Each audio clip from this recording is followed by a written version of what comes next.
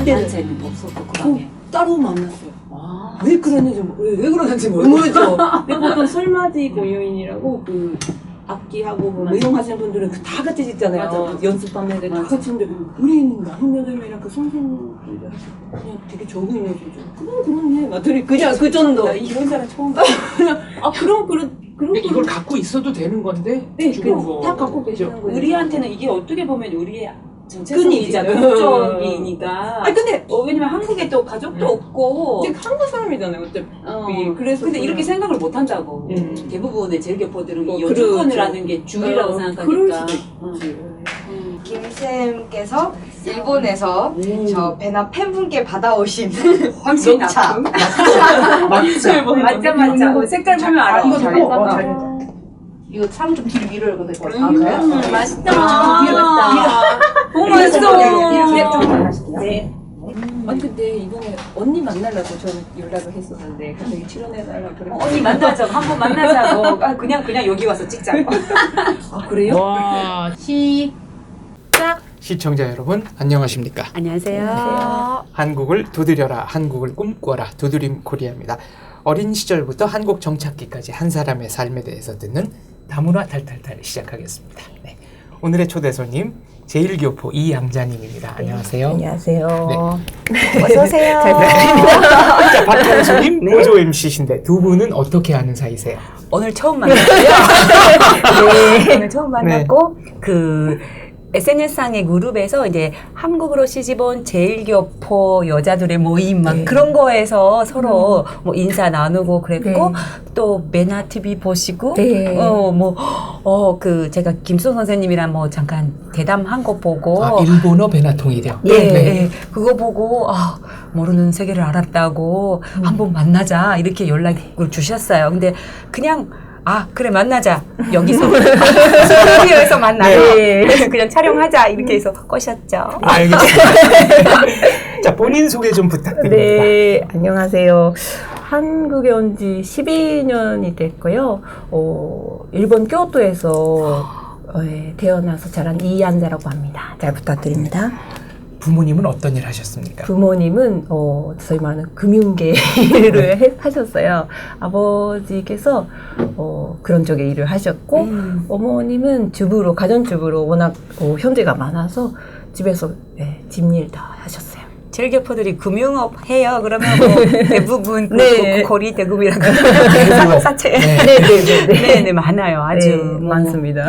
2세들이 직업에 한계가 있어가지고 택할 수 있는 직업 자체가 맞아요. 많지 않았죠. 그렇죠. 우리는 알아요. 금융업 그러면 일본 그거. 친구들은 은행이구나 이렇게 생각하죠. 우리는 아니고.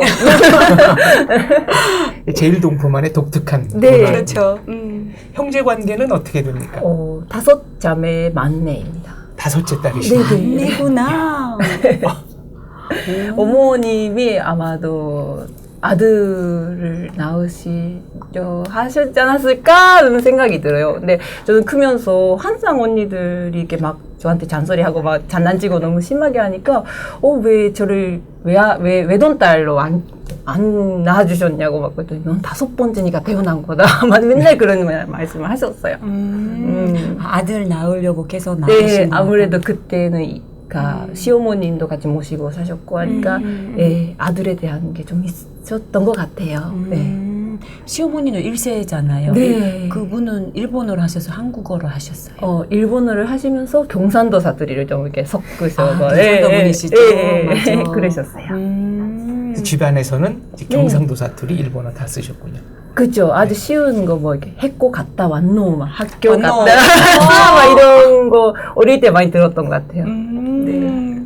학교 생활은 어땠습니까? 학교는 우리 학교를 유치원, 초등학교, 중학교, 고등학교 다 다녔었고요. 와, 조천연계 고등학교를 네. 13년 다닌 거네요. 12년. 유치원까지 하면. 유치원까지 네, 유치원 3년이잖아요. 유치원 3년? 네. 6, 3, 4, 네. 맞아. 그러면 네. 후배예요? 죄송합니다. 출신자들은 잘 안 나와주는데 나와주셔서 오늘 처음이신 것 같네요. 처음이죠. 저 빼고 처음이에요. 네. 한국 몰랐어요. 네, 그래서 교토에서 우린 유치반이라고 불렀잖아요. 네, 유치반. 유치반부터 고3까지 네. 조선학교를 다녔구나. 네, 맞습니다. 아, 너무 반갑다.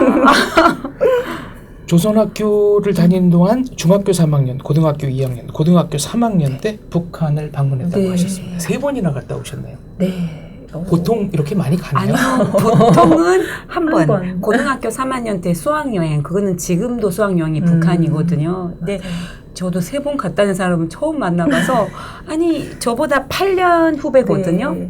8년 정도 후배잖아요. 네, 네, 네. 근데 그런 게 더 뭐라고 약해진 줄 알았는데, 강화된 느낌? 양자 씨 얘기 들으니까. 근데 중학교 때 간 친구는 처음 들어봤는데, 네. 이때는 왜 갔죠? 중학교 때는 대표단이라고 그 각 중학교, 조선중학교에 있던 아이들 중에서 뽑혀서 한 50명 정도가 이렇게 대표로 묶여서 북한을 갔었어요. 일본 전국에서 네네. 50명이 네. 뽑혀서. 네. 근데 그 전해 분들도 뭐 극제여행이라는 이름으로 그냥 가셨었고, 근데 저희는 극제여행이 아니라 뭐 행사가 있어서 그것 때문에 간 것 같아요. 그때 중3이었죠. 네. 중3 그냥 일본에서 자란 중3 여학생한테 북한이 어떻게 비쳤을까요? 아, 항상 교과서에 나왔었고, 그쵸? 예. 교과서에 나왔던 곳에 간다는 것은 조금 설레기도 했고, 솔직히 좀 가보고 싶다, 궁금하고, 그쵸? 그러니까 항상 교과서에서 예. 보던 천리마 동상, 맞아요. 망견대 고향집, 만집. 주체사상 네, 탑 맞아요. 그게 그냥 그거 리얼하게 네, 눈앞에 볼수 있다. 맞아요. 그게 궁금했었고, 또 다른 학교 친구들이랑 만날 수 있는 게 좀 재밌을 것 같다. 네. 그런 생각으로. 그런 것도 있었고, 어. 네, 그랬습니다. 근데 그 48명에 뽑히려면 네. 약간 엘리트라 그러나요? 네네. 혹시 뭐 우리는 그 반장이라 그 뭐지 학생회장을 뭐 단위원장. 단위원장 북한식 용어고. 네, 맞습니다. 그리고 반장은 분당위원장 아니에요? 네, 분당위원장, 분당부위원장 하고 학교 전체 회장이 네. 되면 단위원장, 단부위원장. 근데 혹시 단부위원장 저도 단부위원장 단부 학생이셨나요? 기억나요? 네. 여기서 단부위원장을 만난다니 진짜 너무 네네. 그렇구나. 그러니까 초등학교 때 학생 수가 너무 적었어요. 그러니까 반에 한 16명 정도밖에 안 됐었고. 줄어들고 있죠. 거기서 그냥 단부위원장 했었는데 그건 당연히 인원수가 적으니까 그렇겠다 싶었는데 웬일인지 이렇게 중학교에 가서도 조금 인원수가 많아졌는데 다시 단부위원장을 하게 된 거죠. 부모님이 조천연계 뭐 일을 하시거나 전혀 충성하셨던 건 그렇진 아닌데도 않아요. 네. 진짜 사람이 별로 없었나 보다. 그런 것 같아요. 네. 뭔가 그런 운이 네, 있었던 것 같네요. 그래도 사채 그 금융을 하셨으니까 뭐 기부라든지 기부를 그런 하셨던 면에 것 그렇죠. 같아요. 그것도 크거든요. 아, 네. 네, 근데 5명 자매가 있었는데 아무도 그런 걸 안 했거든요. 왜 그런? 그러니까 단위원장 언니들은 막 네, 그런 그런 거 걸 간부. 전혀 안 했는데 왠지 얀자면 네네 그렇게 했구나. 네. 신기해요 지금도 왜 그런지.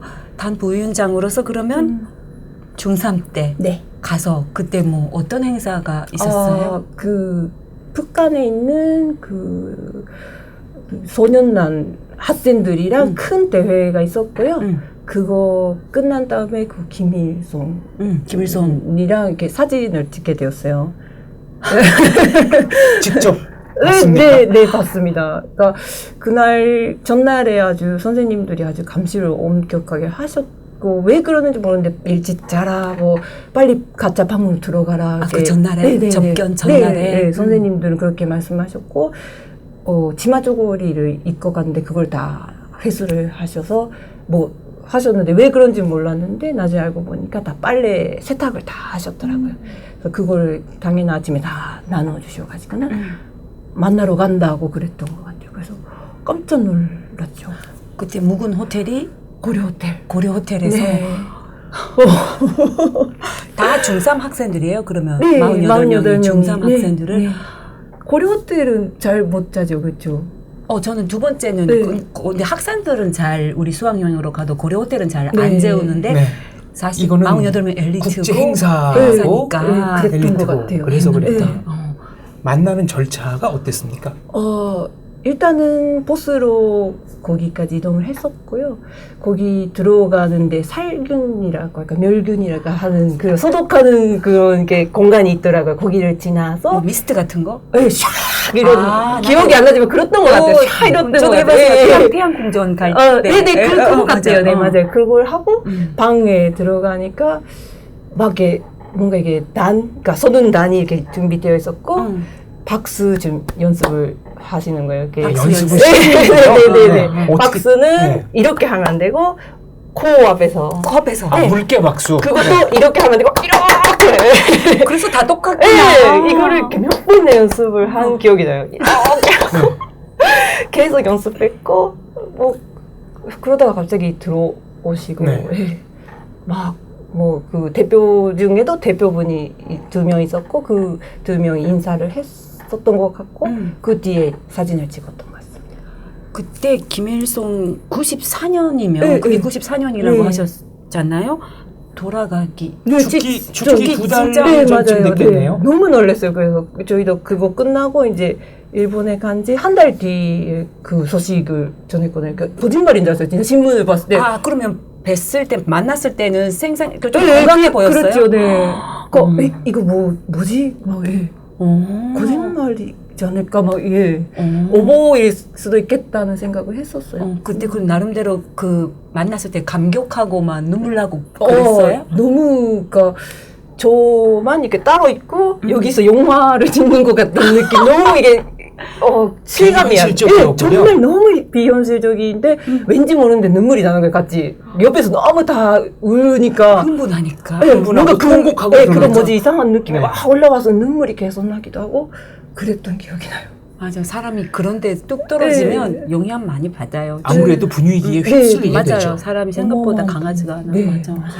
아, 중3 때 그런 경험을 했구나. 네. 근데 이제 와서 또 조선학교 고등학교로 또 네. 교토로 네. 올라가셨잖아요. 네, 네. 교토 조고가 어디서? 저는 고베거든요. 네. 이분은 교토인데. 교토 쪽은 은가사라고 교토에 긴가쿠지, 네, 긴가쿠지 은가사. 예, 바로 위에 있는데요. 너무나 좋은 곳에 살고 은각사 네, 네. 바로 뒤에. 문화재 옆이군요. 네, 그래요, 맞아요. 중학교랑 고등학교 같이 있어요. 아, 네. 같은 학사구나. 네, 그냥 옆에가 고등학교고 옆에가 중학교고 이렇게 같이 있거든요. 그래서 그냥 뭐 진로 뭐 진학 이런 건 별로 다 당연히 옆으로 간다는 느낌 그런 느낌이었던 것 같아요. 일본 학교에 간 애들도 별로 없었던 것 같기도 하고요. 근데 그 북한도 다녀왔고 고등학교로 진학하면서 점점 내가 이제 사춘기 거치면서 네. 어른이 돼가는데 뭔가 어색해 이상해 그런 느낌은. 네, 중학교쯤부터 그랬던 것 같아요. 그러니까 항상 일본에서 살면서 일본의 문화나 이런 거를 계속 접하는데 학교에서는 좀 다른 거를 많이 가르쳐 주시잖아요. 근데 왜 이렇게 가르쳐 줄까? 그러니까 진실 그대로 가르쳐 주셨으면 그냥 받아들였을 수 있었는데 좀 너무 이게 현실감 떨어지게 이야기를 하는 것들이 너무 많잖아요. 그런 거에 대한 이상하다 이런 게 너무 많았어요. 그랬던 것 같아요. 그렇구나. 근데 부모님한테 조선학교 싫다 막 그런 소리는 안 했어요. 조선학교가 싫진 않았어요. 그러니까 친구들이 친구들이랑 있고, 맞아. 분위기도 이렇게 진짜 다 알거든요. 그러니까 누구가 언니의 친구는 누구의 뭐 오빠다. 사촌. 다 친족이고 다 연결돼. 네, 그게 다른 지역에 가도 다 알아요. 누구 아세요? 그럼 다 알고 다 연결이 되죠. 맞아요. 네, 어마어마한 그 네트워크. 음. 어마어마해요. 근데 그런 게 정말 이게 어떤 면에서는 되게 편하고 이게 안정적인 울타리. 네, 정말 큰 울타리가 있는 것 같아요. 그래서 그런 거에 대한 싫은 거는 없던 것 같아요. 그 네트워크의 힘이 또 막강하군요. 네. 그러니까 부모님도 조선학교 나오신 네, 거죠. 그렇죠. 저도 그렇거든요. 부모님도 조선학교 나왔으니 그냥 그 울타리 안에서 네. 그냥 편하게 그런 맞아요. 생각으로 네. 보내신 것 같아요. 그런 것 그쵸? 같아요. 네. 예를 들면 누가 사귄다 그러면 부모님 서로 다 알고 있고 막 돈잔생이었다 이런 것도 많고 그렇지. 그렇죠. 맞아. 네. 그래서 그러니까 우리도 공통의 지인이 엄청 많을 거예요. 네, 이따 네. 캐보면. 캐보면 오늘 많이 처음 나올 만나지만 거예요. 네. 아까 방송 전에 벌써 맞아요. 나왔습니다. 네. 이게 이런 문화적 배경이 있는 거였군요. 그렇죠. 네, 네. 그렇죠. 그래서 이제 고등학교는 어땠어요? 고등학교는 열성자라는 게 있었는데 역시 이제 열성자라고 들으면 한국 네, 분들 모르시죠. 모르죠. 뭔가 열성적으로 북한 체제에 이렇게 흠뻑 빠져 있는 사람인가요? 빠진 건가? 우리가? 아니지. 아니죠. 선택되는 네. 거죠. 그러니까 우등생들을 네. 선생님들이 한 반에 한두 명씩 네, 뽑아서 너는 열성자다. 네. 아니면 열성자 학습조, 네, 학습반이라고도 네, 말하는데 맞아요. 다른 아이들이 안 받는 추가적인 교육을 해요. 어떤 겁니까? 어떤 거 있었어요? 일단은 태권도를 그때 가라떼라고 그랬어요. 네. 우리는 공수. 그래요? 태권도라고 말 안 했어요. 우리 땐 태권도라고 했어요. 네. 우리는 공수라고 했거든.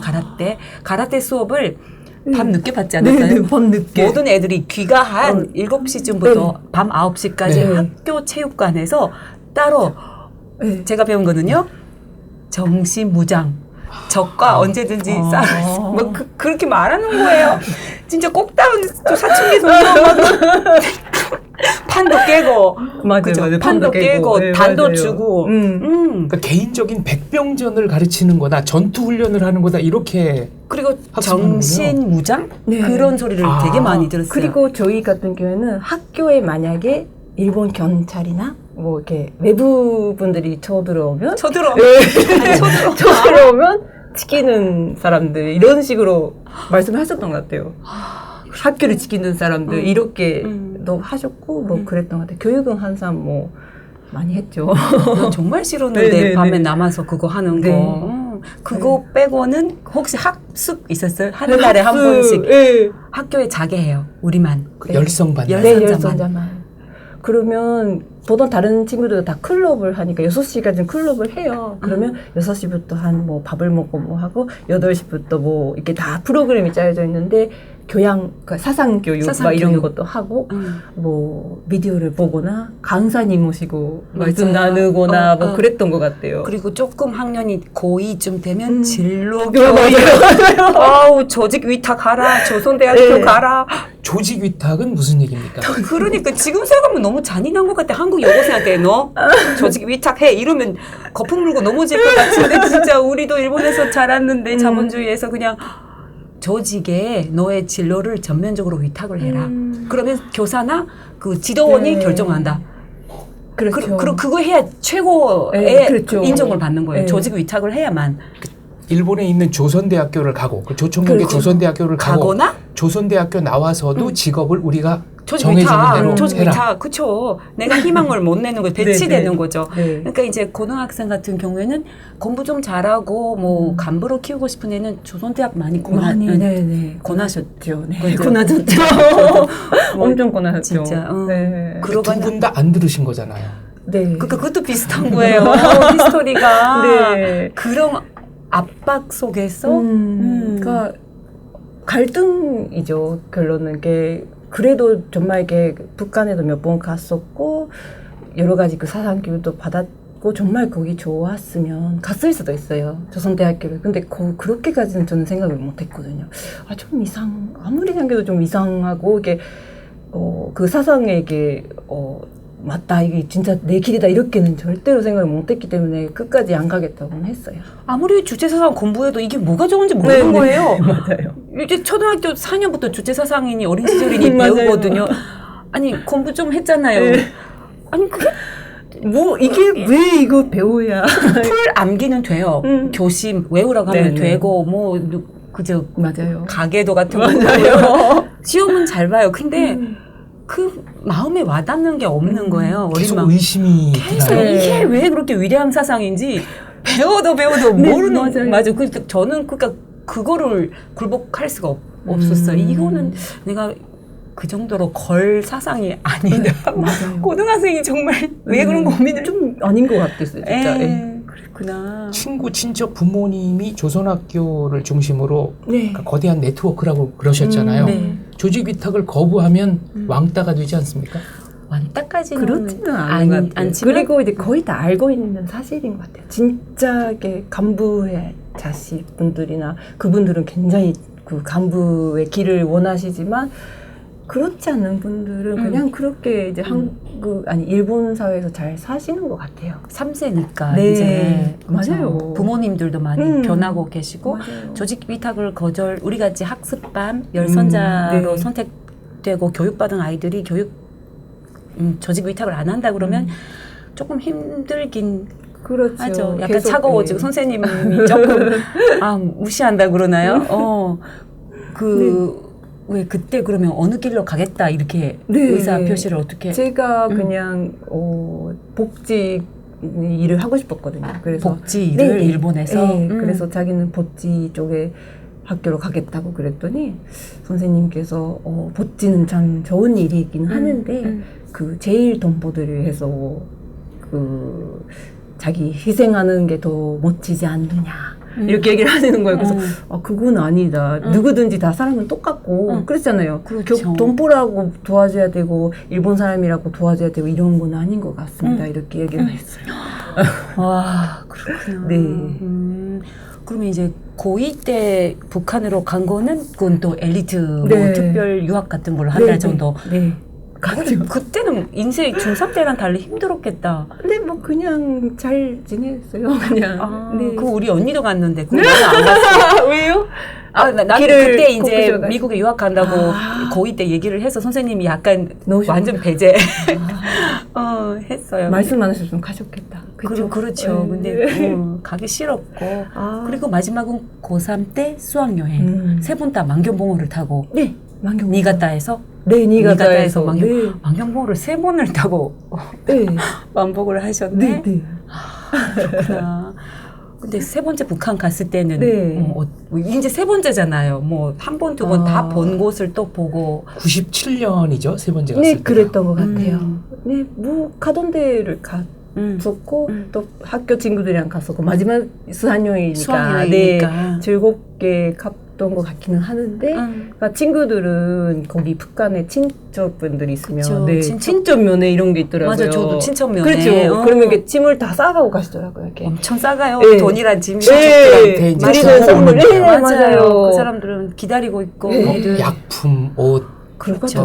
현금이 현금. 제일 좋고. 그렇죠. 근데 검사 다 하고 어떤 거는 몰수되는 경우도 있고. 그러셨구나. 맞아. 근데 친척이 저는 없었어요. 북한에 친척이 네, 하나도 네, 한 번도 안 없었구나. 계셨으니까 저희는 그냥 기다리고 있었고 친구들이 갔다 왔는데 한 친한 친구가 와서는 갑자기 진지하게 자기는 조선대학교를 가야 된다는 거예요. 친척을 만나고 네, 오고 나서 네. 그래서 왜 그러니? 그랬더니 원래 그 친구가 약사를 꿈꾸고 공부를 열심히 했었어요. 근데 자기가 좀 뭔가 잘못 알고 있었다. 뭐가 막 그랬더니 같은 빗줄인데 자기는 일본에서 이렇게 편하게 살았고 그분들은 북한에서 살았다는 것만인데 똑같은 빗줄인데 이렇게 생활이 다른 걸 보니까 자기는 뭔가 잘못한 것 같아. 자기는 조선대학교를 가서 여기 북한에 이렇게 좀 잘 되도록 이렇게 노력을 해야 한다는 거예요. 그래서 왜 그러냐고. 그쪽 방향으로. 네, 갑자기 전혀 그렇지 않았는데 갑자기 만나고 나서 갑자기 그러니까 너무 놀라서 그러지 말라고 계속 그랬는데 아니라고 막 그랬는데 다행히 이제 일본에 와서 한 달 정도 지내니까 다시 되돌아왔더라고요. 정말 다행이다. 네, 그냥 다시 정신 차리고 공부하겠다고 그러더라고요. 약사가 되셨네요. 네, 약사가 되셨어요. 다행이네요. 잘 살고 있습니다. 97년이면 북한이 제일 어려웠을 때 아닌가요? 맞아요. 고난의 네. 행군 때입니다. 근데 그런 거 우리는 못 느껴요. 티가 전혀 안 나요. 우리는 저도 96년도에도 갔는데 정말 그때가 고난의 행군의 픽? 고난의 행군이라고 알아요? 고난의 행군. 네. 아까도 말씀해 주셨는데 네. 잘 그렇게 뭐지? 북한에서 금주림이나 뭐 네. 기아 때문에 죽은 사람이 대량 아사자가 대량 나올 때죠. 가장 힘들 때 그럴 때 우리는 가서 놀고 먹은 거야. 진짜 나쁘다. 근데 우리는 정말 최고급 호텔에 자고 네, 관광하고 관광하고 백두산, 금강산, 네. 매양산 다 가고 맞아요. 그렇게 오니까 정말 전 지금 탈북자분들 보고 알게 됐을 때 미안하더라고. 네, 그러니까 최근에 이제 한국에 와서 탈북자분들 배나 TV에서도 많이 이렇게 나와주시고 나오시고 다른 TV에서 나오는 거 보니까 정말 실감이 진짜 그렇게 사셨구나. 진짜 그렇게 사람이 살 수 있을까 그런 생각 많이 하게 되더라고요. 그래도 갔었잖아요, 그렇죠? 그러니까 우리가 북한에 있던 그 같은 시각, 같은 하늘 아래 네네. 진짜 이게 벌어진 일인가? 맞아요. 그게 너무 충격인 네, 거예요. 네. 그런 거에 대한 정말 너무 그래서 탈북이나 이런 거에 대해서 많이 관심이 많아요. 관심 가져주세요. 네. 같이 활동해요. 네, 열심히 해야죠. 조선학교 얘기 조금만 더 들어보겠습니다. 공부보다 네. 클럽 활동을 열심히 했다. 네. 취주학부에서 테너 색스폰을 불었다고 하셨어요. 네. 멋있다. 중학교에서는 당연히 뭐 클럽에 들어가야 그쵸, 되잖아요. 그렇죠? 하나씩. 네. 근데 저는 언니들이 먼저 거기에 들어갔었고 그래서 같이 그냥 쫓아가듯이 그냥 들어간 것 같아요.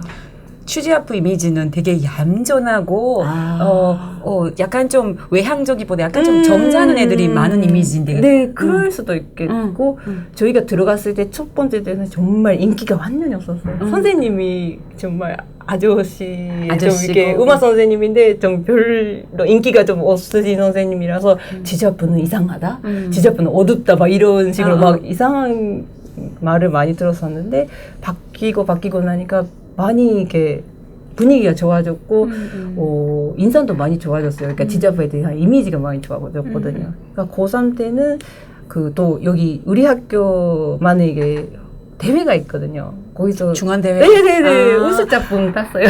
전국 조선학교 학생들의 중앙 경연대회라고 있어요. 네. 그거 마지막에는 조선대학교에서 하지 않아요? 맞아요.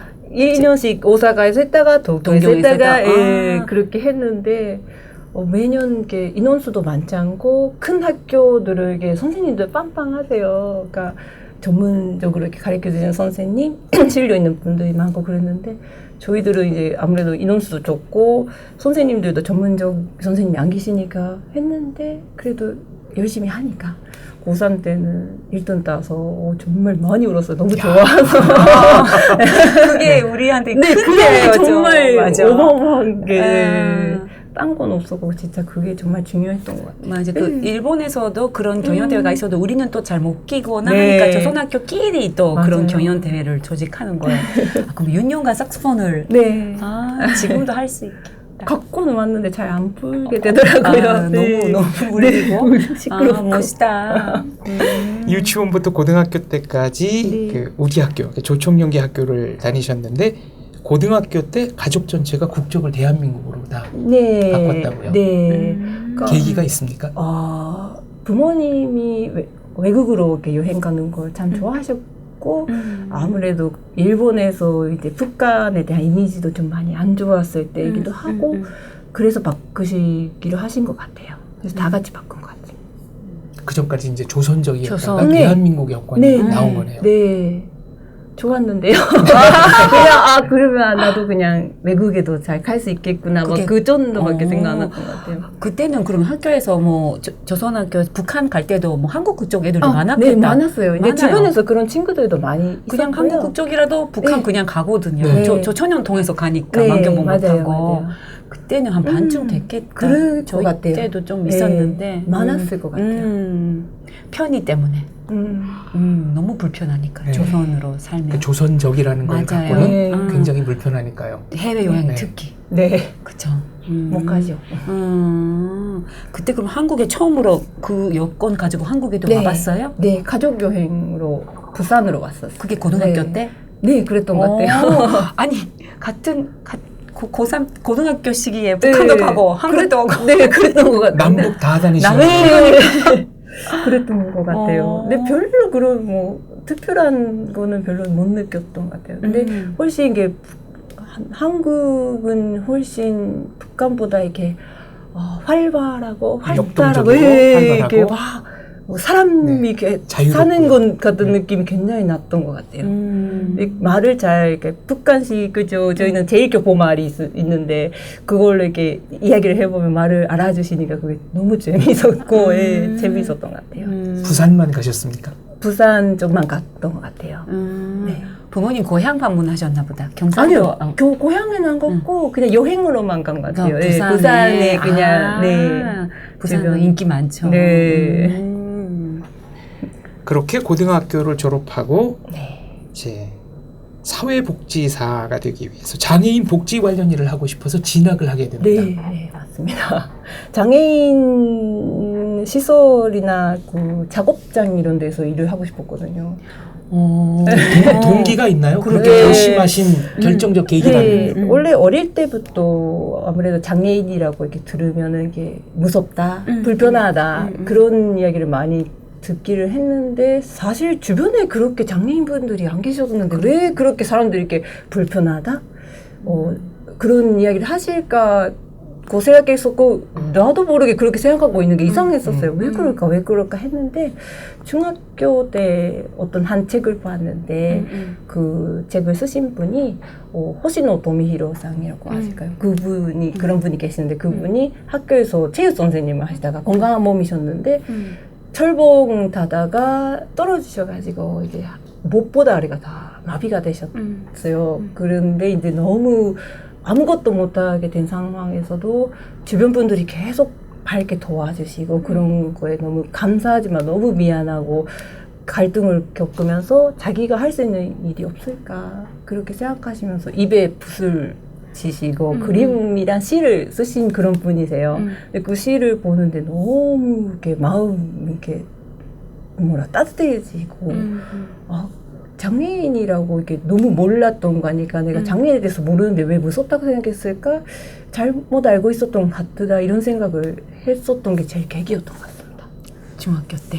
네, 그랬던 것 같아요. 그 이후로는 쭉 장애인 네. 관련 일을 하고 싶다고 생각하셨군요. 네, 그 관심을 가지고 뭐 책을 보았던지 그랬던 것 같아요. 네.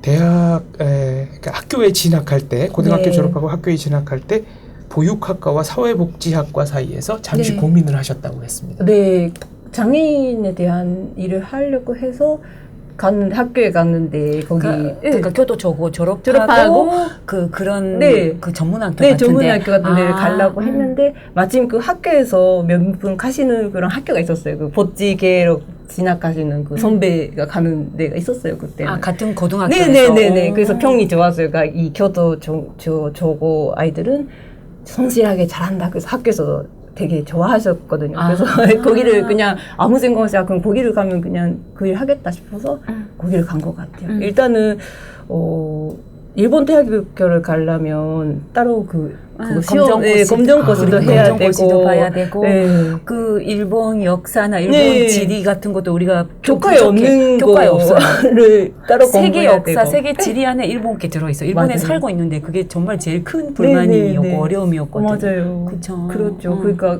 가는 친구들은 그걸 계속 수업 중에도 계속 공부를 하면서까지도 했는데 저는 그냥 거기를 가면 되겠다 싶어서 거기를 갔는데 면접 선생님이 그렇게 얘기하시는 거예요.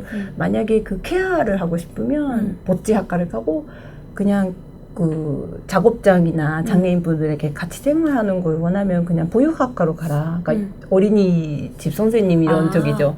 가라고 그러셔서 그러면 보육학과로 가겠다고 그때 이야기했고 보육학과로 다니게 되었습니다. 네. 졸업 이후에는 어떻게 취직을 하셨습니까? 졸업 이후에는 시가현에 있는 장애인 거주시설에서 취직을 해서 거기서 6년간 생활했습니다. 숙식을 같이 하는 거예요? 집에 안 가시고? 네, 그렇죠. 기숙사처럼 되어 있는 거고 그냥 쉬는 날이는 따로 있기는 하는데 그 같은 공간에 사는 거죠. 그렇구나. 네. 제가 잠깐 돌아가지만 궁금한 게 이제 고3까지 조천형 학교에서 교포들하고만 이렇게 살다가 이제 갑자기 일본에서 정말로 일본 사람들 속에 들어가게 되잖아요. 네. 저도 그런 순간이 네. 있었고 그때 뭐 어땠어요? 느낌이나 설레기는 했죠. 맞아. 설레지. 네, 전혀 다르니까. 밖으로 나간다. 네, 그런 느낌은 좀 있었는데 뭐 그냥 친구들도 새롭게 사귀고 일본 친구들 사귀기도 하고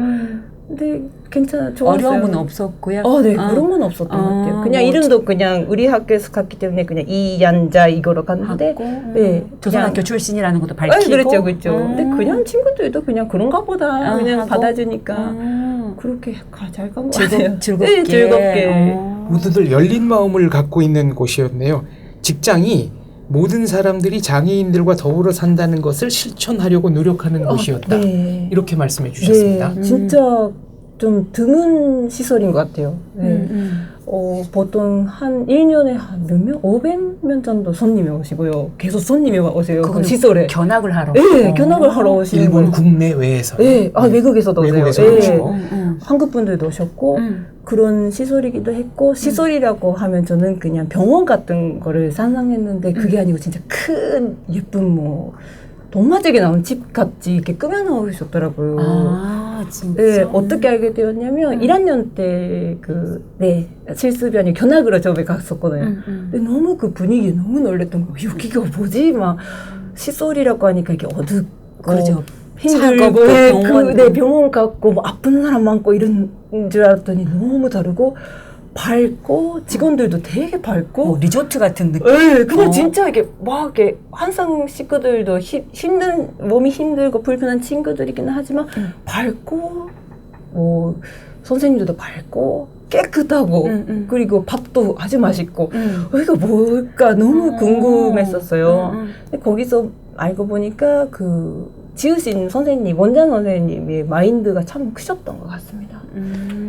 그 원장 선생님은 직원들이 연 1회 이상 해외여행 가는 것을 아주 중요하게 여기셨다고요. 네, 아무래도 직업 특성상 장애인 식구들이랑 계속 있으면 이렇게 힘든 사람을 대하는 일이다 보니까 힘든 일도 많고 어려운 일도 많은데 계속 거기에서 갇혀 있으면 안 좋은 것만 보이잖아요. 이렇게 계속 서로 이렇게 안 좋은 것만 부딪히게 되고 싸우게 될 수도 있는데 그러면 안 되고 될수록 바깥에 나가서 여러 세상을 보고 경험하는 게 중요하다고 이렇게 자주 말씀하셨어요.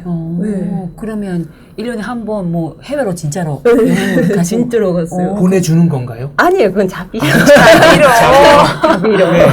네. 그러면 뭐 어떤 나라 가셨어요? 그때 시기에? 저는 원래 한국 사람이다 보니까 한국을 자주 이렇게 같이 갔었고 한 번 간 다음에는 이제 통역 번역을 하라고 해서 한국을 자주 가게 되었고 그 외에도 그래도 대만이나 싱가포르, 말레이시아도 갔고 네. 네, 태국도 갔나? 네, 그랬던 것 같아요. 그렇구나. 원장님 말씀이 네. 신임 직원들은 꼭 한국에 가봐야 한다. 한국에 가서 일본이 저지른 잘못을 알아야 한다. 네, 그렇게 네, 말씀. 이렇게 말씀하셨다. 네. 일본 원장 선생님이신 거죠? 네. 일본인. 조상분이 한국 분이신 것 같아요. 네, 근데 기하를 하셨기는 하셨는데 근데 항상 그렇게 이야기를 하셨어요. 그래서 신임 직원이 오면 무조건 한국으로 가서 한국에 가서 그 원장 선생님께서 계속 다 설명해 주시는 거예요. 여기서 뭐 무슨 일이 있었고 여기가 뭐 누구 왕의 뭐 릉이고 막 이런 거 다 이렇게 알려주시면서 한국이랑 일본이라는 그 나라들이 원래 그 일본이 저지른 것들이 있는데 일본이 미안하다고 사과를 해야 하는 거다. 그게 무슨 말인지 아느냐. 자기는 이제 그때 태어나지 않았기 때문에 아니다. 그게 아니다. 평생 그걸로 인해서 한국 분들이 힘든 일을 겪었으면 지금이라도 미안하다고 할 줄 알아야 된다. 그거는 장애인 분들이랑도 똑같은 거다. 이렇게 얘기를 하시는 거예요. 그러니까 장애인식 분들이 장애인이 되고 싶어서 된 것도 아니고 장애인 분들을 이렇게 차별한 것도 장애인 분들이 뭐 잘못한 게 아니라 우리가 그 사람들을 차별을 했기 때문에 그 사람들이 차별을 당하는 거다. 이런 식으로 계속 얘기를 하신 거예요. 그래서 참 인상 깊었던 것 같아요. 원장 선생님. 네. 일본이 한국을 침략했던 것에 대해서 네. 사과를 해야 된다. 네. 이렇게 주장합니다. 그러니까 네, 본인도, 하시고는. 그러니까 그게 뭐 국가에서라든가 뭐 높은 사람들이 하는 게 아니라 바로 내가 해야 되는 거다. 이렇게 이야기하시는 거예요. 그걸 직원들한테 이야기를 하시고, 그죠? 그러셨어요. 장애인 시설 직원 연수회 네, 역사 교육. 네. 오. 네. 좀 신기했어요. 그래서 직장에서는 제일교포라고 혹은 한국인이라고 차별이 전혀 없었던 거네요. 많이 이게 좋은 쪽으로 이렇게 잘 쏘지셨던 거예요. 오히려 더, 뭐 이렇게 한국에서 손님 모시거나 그러면 같이 어울리게 해주시고 뭐 한국에 가야 될 일이 생기면 같이 데려가 주시고 많이 대접을 받았습니다. 김치도 담가 먹으셨다고요? 네, 맞습니다. 혼자서요? 책 보고 했는데 물이 많이 나오더라고요. 일본 배추가 물이 너무 물이 많이 나오기도 하고 날씨가 너무 춥다 그래도 안 춥잖아요. 안 춥지. 영하로 안 춥지. 그래서 좀 한국식으로는 아니고 그냥 일본식으로 그 했었어요. 시설에서 먹게끔 네. 다 같이. 직원들, 장애인들 다 같이 다 같이 먹는 먹게 용도로 그냥 식사. 김치를 담그셨다. 네, 김치 담궜고 손님도 뭐 한국분 뭐 한국 교회 분들이 오신다 그러면 그때에 맞춰서 좀 준비해놓고 같이 드실 수 있게 하고 그랬었던 것 같아요. 힘들지는 않았어요. 일 자체가. 일은 솔직히 많이 힘들었죠. 그러니까 하고 싶었던 일이기는 했고 정말 뿌듯한 일이기는 했지만 재료적으로는 정말 힘들었어요. 네. 그러면 구체적인 업무는 뭐 모든 일을 다 하는 건데 일단은 그 원장 선생님이 아까 말씀하신 것처럼 항상 이렇게 깨어 있는 분이시라고 그러니까 그런 거기 때문에 모든 직원이 모든 부서를 알아야지 서로 도울 수 있다. 네, 그렇게 말씀하셨어요. 그러니까 사무직 빼고. 그러니까 제가 어떤 날에는 주방에도 들어가고 주방에 들어가면 하루 종일 설거지 계속 해야 돼요. 그러니까 한 번에 먹는 식구들 양이 100명 정도 되니까 설거지하고 뭐 밑준비 다 해야 되고 막 그랬었고 주방은 그렇고 나머지는 화장실이 굉장히 중요해서 식구들이 아무래도 자기가 이렇게 몸이 불편하다 보니까 화장실에서 이렇게 볼일을 보는 게 어렵거든요. 그러면 그 화장실에 들어가는 정말 하루 종일 화장실에 들어가야 돼요. 근데 선생님이 그 원장 선생님이 항상 중요시한 것은 화장실에서도 당신이 이불을 피고 찰 수 있을 정도로 깨끗이 하라고. 정말 깨끗해요.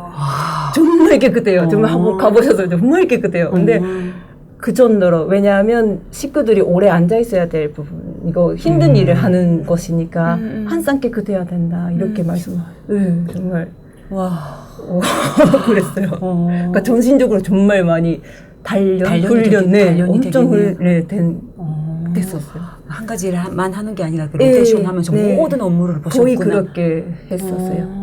이제 목욕도 시켜주고 네, 그건 밥도 당연히. 이제 같이 맞아요. 드시도록 해주고 해드리고 단직을 쓰면 그냥 계속 밤새 옆에 지켜주고 그런 일이었죠. 정말 대단하신 것 같아.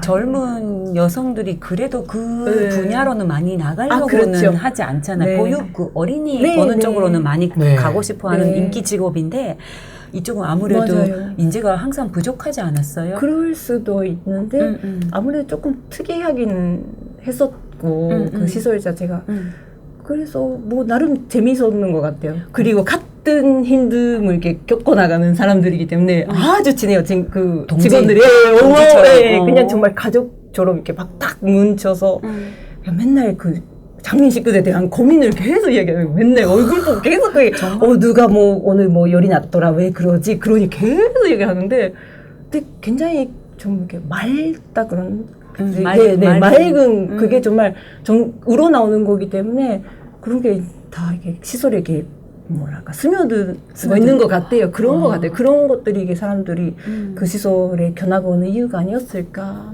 거기서 6년 동안. 그래서 그게 인생의 베이스가 됐겠다. 네, 그러니까 이제는 한국에서도 별로 어려운 일이 없어요. 거기서 그랬던 것 같아요. 그 6년에 정말 단련이 돼가지고. 정말 단련이 많이 된 것 같아요. 수많은 분들이 견학을 오셨는데 네. 그 중에 한 분이 지금의 시어머니십니다. 네, 맞습니다. 무슨 드라마예요, 정말 한국에서.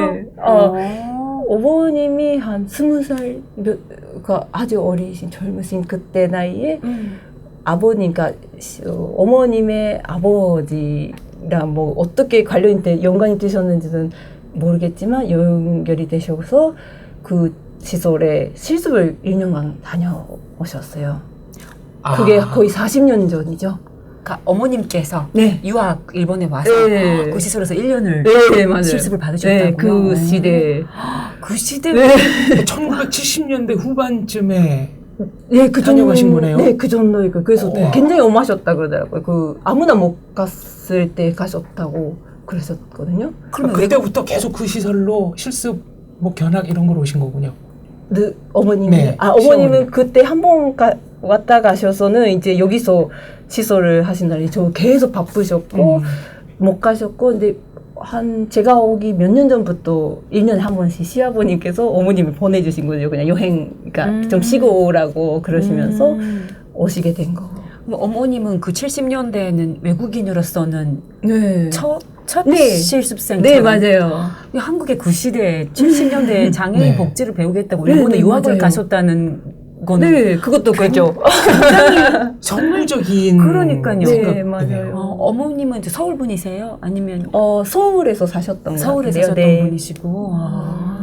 근데 그 시어머님이랑 네. 그 거기 계실 때 일하실 때 만났죠. 네. 아. 그러니까 저희가 이제 1년째 때부터 뭐 일주일 정도 뭐 한국에서 최상 오십니다. 막 이렇게 최상, 연락을 최씨시구나. 최씨시거든요. 최상 오십니다. 근데 최상이 누구지? 그래서 선배 그 선생님한테 물어봤더니 그렇게 이야기를 해주시는 거예요. 옛날에 왔다 가셨는데 근데 최근에는 이제 1년에 한 번씩 다녀왔습니다라고 여기 와서 쉬고 가신다고. 그래서 진짜 괜찮다, 멋지다. 어떤 분이실까 굉장히 궁금했었고 만났는데 너무 인상이 좋으셨어요. 항상 이렇게 밝으시고 참 인상이 너무 좋으시고 그러니까 이야기로는 게 다른 선배 선생님들의 이야기로는 정말 힘들게 한국에서 장애인 일을 하시는데 라고 들었을 때는 이게 좀 인상이 좀 이렇게 어둡거나 그럴 수도 있겠다 생각했는데 더 힘도 이게 활발하고 힘도 세고 막 이렇게 항상 웃으시고 이렇게 막 그런 분위기가 아직 이렇게 그걸 보고 진짜 왜 그런 힘이 어디서 나올까 그런 게 너무너무 궁금했었어요. 그래서 만날 때마다 조금 인사도 하고 뭐 1년간 일본에서 계셨기 때문에 일본어는 대충 아시기는 하지만 그래도 교토에 가서 같이 뭐 이렇게 말씀 이렇게 번역도 해드리고 통역도 해드리고 뭐 어디 관광하실 때 다 쫓아다니고 막 그랬던 것 같아요. 네네. 미래의 시어머니가 그럴 줄은 정말 몰랐죠. 네. 그냥 최상 그러면서 최상 막 그러면서 뭐 안녕히 주무셨어요 막 그러면서 그냥 같이 식사도 하고 막 그랬는데 그때는 전혀 몰랐죠. 근데 시어머님은 그러면 한국에서 이미 시설을 오픈하시고 네. 경영을 네, 운영을 맞아요. 하신 네, 거군요. 맞아요. 야, 진짜 이런 인연도 참 신기해요. 네, 신기하죠. 아들을 소개해 주신 건가요? 아니에요. 그건 아니고요. 2005년에 오실 때 그 다른 뭐 친구분들이랑 아들을 데리고 오겠다고 그러셨어요. 그래서 그냥 같이 왔는데 3개월 그냥 아들을 놓고 간다고. 놓고 간다고? 실수 시켜달라고 그 원장 선생님한테 그렇게 말씀을 하시고 가셨어요.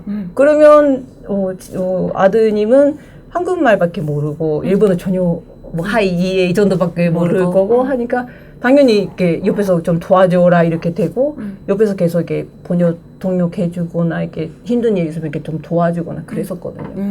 그러다가 지금 신랑이 되었습니다. 그때 그러면 같이 도와드리면서 눈이 좀 그게 좀 맞아. 네. 마음에 첫눈에 뭐 마음에 그런 건 아니고 네. 사귀면서 일하면서 같이 일단은 여기 시설의 직원이었던 저 입장으로서는 한국 분들이 여기에 와서 여기가 참 좋은 시설이다 이렇게 느꼈으면 좋잖아요. 그래서 불편하지 않게끔 해드려야겠다 이런 마음이 굉장히 컸었고 이 사람들과 여기 시설 직원들한테도 역시 한국 사람들 참 괜찮다 이렇게 느꼈으면 좋겠다. 그냥 서로의 그 불편하지 않게끔 중개 역할을 해야겠다는 생각을 했었어요. 그러는데 왜 나도 모르게 막 그렇게 되었죠? 나도 모르게. 네. 네. 그 혹시 남편분은 따로 뭐 형제나 뭐 자매 아니에요. 그냥 딱 하나 외동 아들. 네. 시어머니께서 노리신 거 아니에요? 그거 모르겠어요. 3년 두고 가시겠다고 그런가? 한 시점에서. 그런 건 모르겠어요. 시어머니가 좋아하셨겠네요. 네, 완전 좋아하셨죠. 너무너무 놀라셨고, 그러니까 실습 보내놓고 한 달쯤 지나고는 이제 결혼하겠다고 같이 둘이서 약속을. 한 달 만에? 한 달 만에요? 그냥 이제, 그냥 저는 이 사람이랑 결혼을 해야겠다고 생각을 했었고, 세련도 뭐 그냥 그렇게 생각했던 것 같아요. 그때 그래도 그 생 한국 사람이랑 남자랑 연애하는 건 처음이지 않았어요? 생 한국 사람이랑 제일 교포 아니고? 맞아요. 우리 시어머니를 맞아요. 너무 신기하거나 뭐. 처음부터 되게 믿음직했고요. 그런 무책임함 이런 게 없는 것 같아요. 그렇죠. 맞아. 한국 남자들이 제일 교포분들이 이렇게 말씀을 드리는 조금 일반적으로, 무책임한 분들이 좀 많거든요. 그런데 그런 딱 그 책임감, 굉장한 책임감, 성실함? 성실함 이런 거에 정말 굉장히 끌렸던 것 같아요. 그러니까 제일교포나 일본 남자에게는 네. 없는 매력이 네네. 있어요. 한국 남자만의 독특한 매력이 있어요. 아, 이해가 간다. 그렇죠. 그러니까 그때 이제 연애를 하시고. 네. 아. 네, 그랬었어요. 시어머니는 굉장히 좋아하시고 네. 친정 부모님 반응은 어땠습니까? 아, 완전히 놀라셨죠. 놀라셨죠. 놀라셨는데, 원래 제가 그냥 하고 싶거나 이렇게 정하면 항상 정하고 이야기하는 스타일이라서 놀라시긴 했는데, 그냥 잘 됐다고 그러셨던 것 같아요. 반대는 없으셨고요. 반대는 안 하셨던 것 같아요. 처음에 인사를 가는 날에 신랑이 어머니가 친정엄마한테 꽃다발을 갖고 가셨거든요. 그때 어머니의 표정을 잊을 수가 없어요. 너무 좋아하신 거예요. 그 꽃다발. 그런 거 안 하지. 그러니까 일본 남자도 일본 제일교포도. 남자분들은 그런 거 절대 못 하거든요. 맞아. 못하죠. 맞아. 근데 그걸 탁 드리는데 어머니가 너무 좋아하신 거예요. 그래서 이제 이건 끝났다 이제 끝났다 이제. 부모님을 공략하는 걸 너무 잘하는 것 같아요. 네네. 한국 남자분들. 마음을 녹인다고 마음을 녹여요. 그러나. 그리고 네. 기본적으로 쇼의 마음이 있잖아요. 맞아요. 그게 일본에는 없는데 이제 것 같아요. 부모님들은 그런 거 보면 네, 녹죠. 완전히. 녹죠. 연세 드신 분들한테는 그게 굉장히 네, 크게 맞아요. 다가오는 우리가 거예요. 잃어버린 것들. 맞아. 젊은 남자애들이 맞아요. 부끄러워하지 않고 네, 실천을 하니까 그냥 드리는데 자연스럽게. 네, 너무 좋아요. 와서 절도 정중하게. 맞아요. 큰 절도 갑자기 하니까 네. 너무 당황스러운 거예요. 제일교포로 살아왔지만 큰절은 안 받아봤잖아요. 그래서 큰절 드린다니까 하지 말라고 부모님이 뜨면서 괜찮다고 막 그러는데 좋아하는데 어떻게 리액션을 해야 될지 모르시고 그냥 앞에서 하니까 한국에서는 예비처가 인사하러 갔을 때 당연히 하는 절 거잖아요. 드리고 네. 그 처음 봤어요. 네. 남편이 처음에는 이제 하는 거. 무릎 꿇고 앉아 있다가 좀 아니. 편하게 앉게 네. 그러면 그때서야 이제 괜찮습니다. 사용하다가 자세 고쳐 앉고 그 예법이 있거든요. 그러니까 그런 거예요. 그런 맞아. 거에 완전 꽃다발 점수 들고 땄었죠. 가셨구나. 진짜. 네. 그래도 바다 건너 시집 가는 건데 걱정은 좀 안 하셨습니까? 별로 그냥 걱정 없었던 것 같아요. 그냥 나는 결혼하고 한국에 살겠구나 막 그렇게 생각. 그래도 그때 한국에 뭐 잠깐 부산에 관광 온 거 빼고는 몇 번 온 거 빼고는 관광 빼고는 깊이 뭐 유학을 왔거나 유학은 안 왔고 없고. 그 시설에서 왔다 갔다 하면서 그 시어머님, 시부모님이 안내도 해주셨고 마침 그 2005년인가 그 신랑이 건너왔을 때 그 실습으로 왔을 때 그 해에 저희도 그 집으로 갔었어요.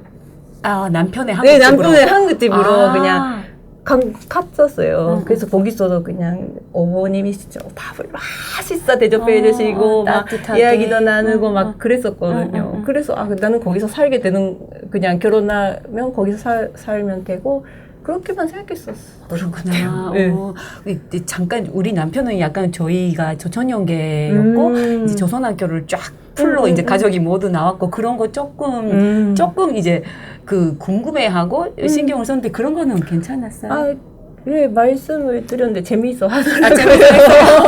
궁금해하기도 하고. 진짜 네. 우리 남편은 자기 부모한테 얘기하지 말라고 그랬는데 그러니까 잘 모르시니까 괜히 오해하실까 봐. 그렇죠. 맞아요. 그렇구나. 다 이야기했어요. 다 말씀드렸어요. 얘기하고 이해하고. 네.